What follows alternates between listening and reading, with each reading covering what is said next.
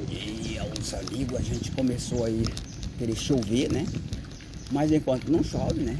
A gente vai continuar a gravar aí, né? Até que a gente conclua esse vídeo, caso não chova, né? Pois bem, então a informação que a gente está falando hoje, que aliás vou mudar o assunto agora nesse vídeo. Eu vou falar hoje sobre, mais uma vez, sobre uma divulgação que eu vi na internet de uma mulher dizendo ser do conselho tutelar, intimando uma pessoa, um senhor que estava brincando com a sua filha, acusando ele de ser um sediador, porque estava brincando com a sua filha. E aí, nesse caso, a gente vê de onde, quem são os acusadores que nos acusam e qual é a função dele e qual é a característica dele também. A acusação, irmão, sempre ela vem do diabo. O diabo é o principal acusador. Então todas as pessoas que objetivam te acusar para te incriminar, para te penalizar, ele está a serviço do diabo. É isso mesmo, ele tem uma parceria com o diabo, porque o diabo, ele é o principal acusador de nós. É uma das características próprias do Satanás, é essa, acusar. Pois bem, então,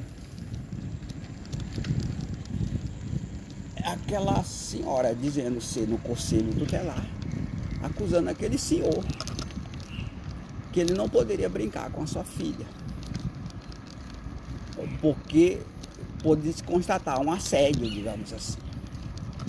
E aí aquele senhor, ironizado com aquela mulher, disse: olha, seu marido tem mal intenção com as suas filhas, eu não tenho não. Falou desse jeito, já acusando aquela acusadora. E aí eu comecei a analisar sobre esse caso, irmão, o comportamento dessas pessoas que se limitam a incriminar você e a acusar.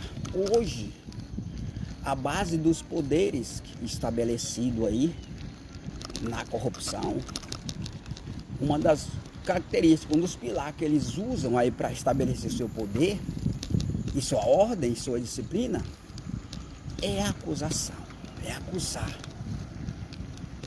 Inclusive, eu já falei em alguns vídeos aí que hoje a acusação, além dela ser um poder para estabelecer ordem dos acusadores, e por trás desses acusadores se encontra as piores intenções malignas, porque ele consegue intimidar as pessoas a obedecer a ele, usando como pilar uma acusação. E aquela acusação, ela vem recheada de maldade, com a intenção de penalizar as pessoas e extorquir seu dinheiro. Então, por trás daqueles acusadores se encontram os piores criminosos, isso mesmo. Eu comecei a analisar sobre isso, o comportamento de algumas pessoas, e identifiquei isso, que os piores criminosos, eles estão com a função de acusar. Eles conseguem proteger o seu crime dessa maneira, acusando as pessoas. Então, naquela acusação ali eu constatei isso. Aquele senhor, ele conseguiu aí fazer uma defesa acusando os seus acusadores.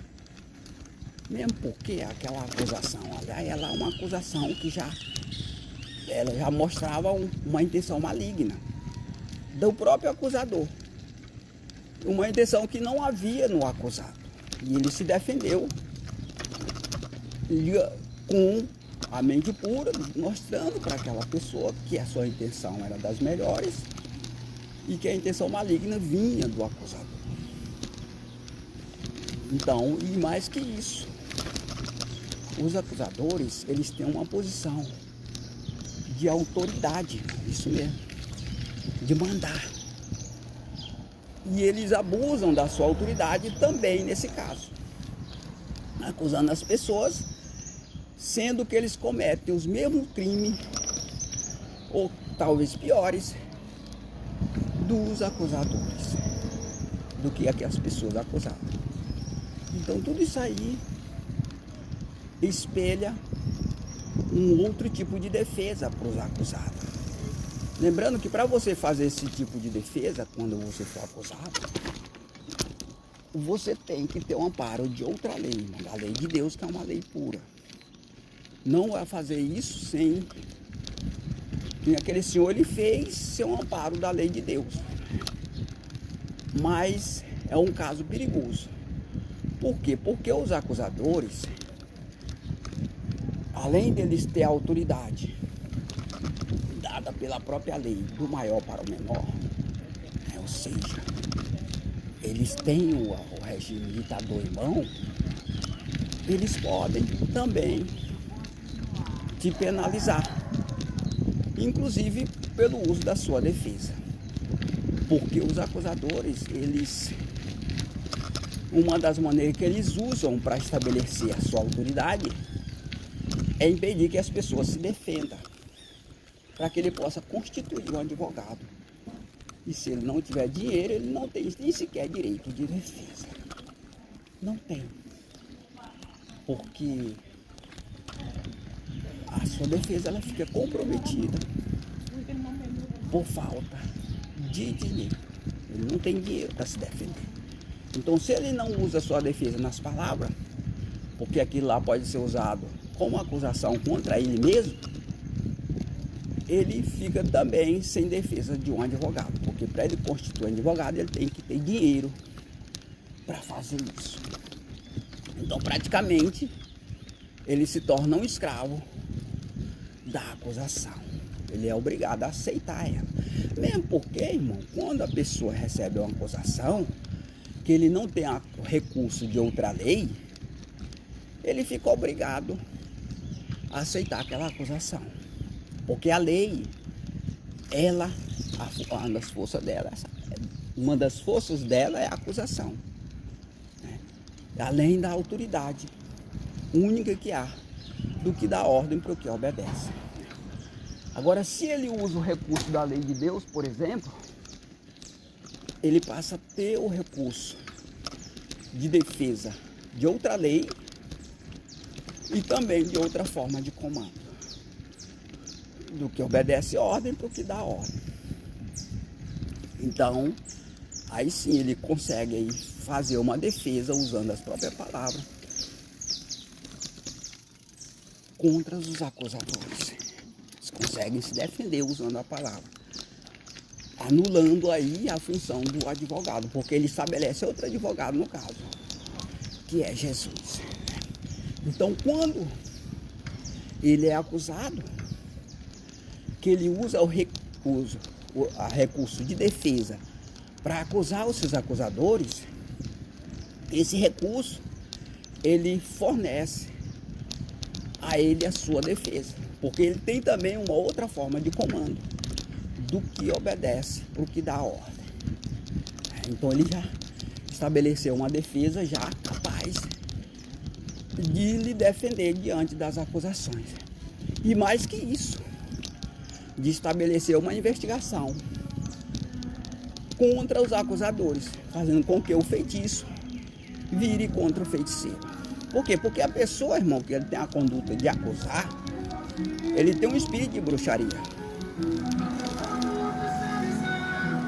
Ou seja, ele é um feiticeiro. Porque o diabo, com sua característica normal, uma das características que ele usa para se estabelecer com seu poder é a acusação. É acusar.